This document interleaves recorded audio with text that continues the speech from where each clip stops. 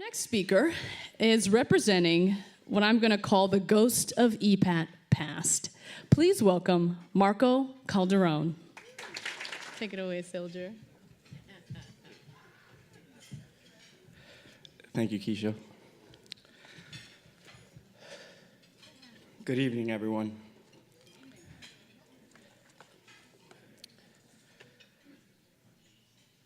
When I was 5 years old, I knew what I wanted to be for the rest of my life.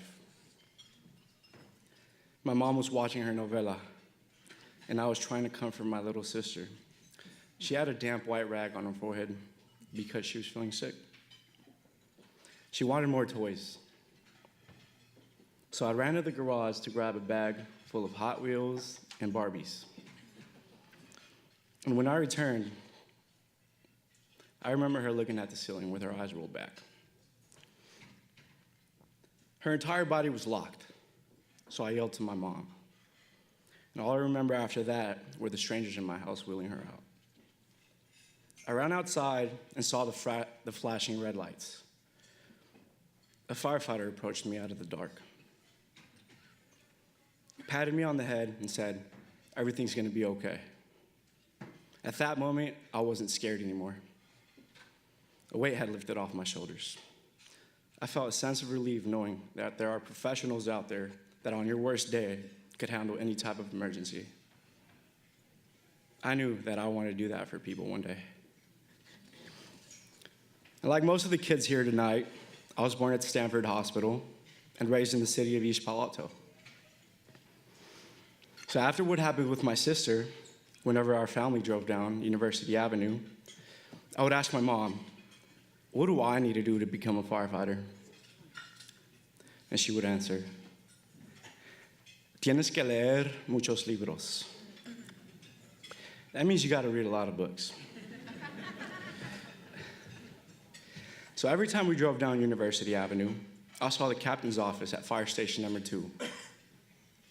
The light was always on, and I thought that was the library for firefighters.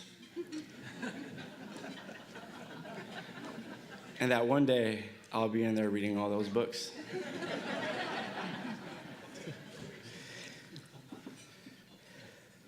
And when I was 16 years old, my older sister dragged me to EPATT. I mean, she really dragged me. She was concerned about my education. I was lazy. That's what my teachers would say. And I definitely didn't want to go to an after-school program to work on homework. But I went anyway. And that's where I met my first drill instructor. The taste of the military before the military. Christina Irwin. Oh, she's right there.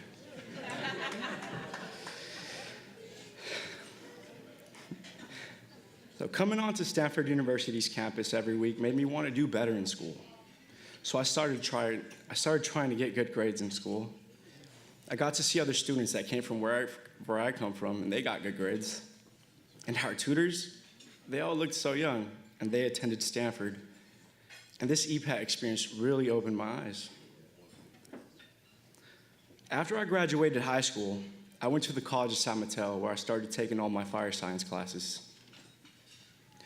During my time at CSM, I would talk to the older firefighters, and they would tell me that I needed life experience to work in this career. I was 19 years old, and I knew I was immature. So I made a decision. I joined the United States Navy. A month after I enlisted, my mother passed away.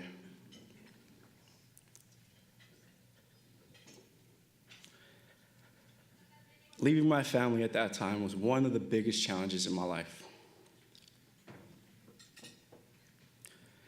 My first day at boot camp, I remember telling myself, what the heck did I get into? This wasn't summer camp. Then the yelling began. The military added to the morals and work ethics that my parents had already instilled in me. In the military, I learned how to show up on time, how to pay attention to detail, and how to have respect for myself and others. I could handle the physical side of the military. It was the mental part. That was the hardest. Learning how to be alone. Deployment was one of the most difficult challenges. Not seeing land for 116 days.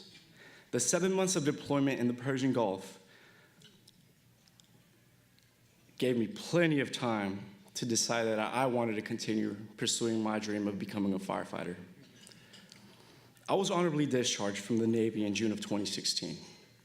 I moved back home to East Palo Alto to live with my dad. Then I started taking my EMT class.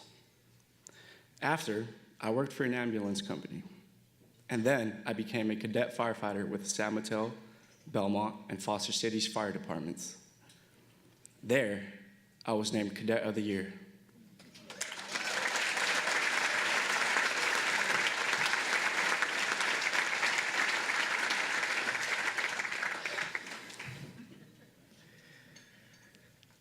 I am proud to say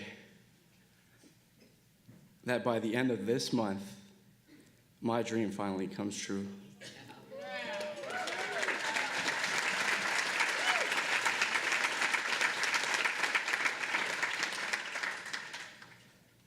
I start my in-service fire academy for the San Mateo County in July. Thank you.